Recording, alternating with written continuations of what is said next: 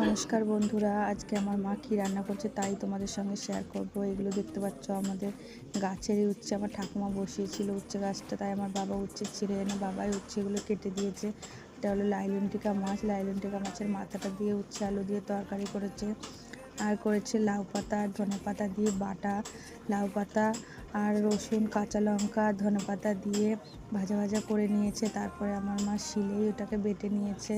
মা বাটা কিছু হলে হাতেই বাটার চেষ্টা করে, মিক্সচার মেশিনে বাটে না।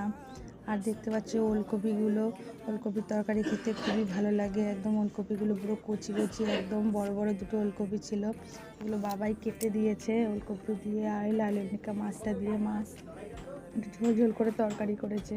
আর এই যেগুলো মাঠের শাক, এগুলো আমার বৌদি তুলে দিয়ে গেছে। সেই শাকটাই মা ধুয়ে রেখেছে। দেখো শাকটা মা খুব সুন্দর করে রসুন পেঁয়াজ কাঁচা লঙ্কা দিয়ে ভাজা করেছে।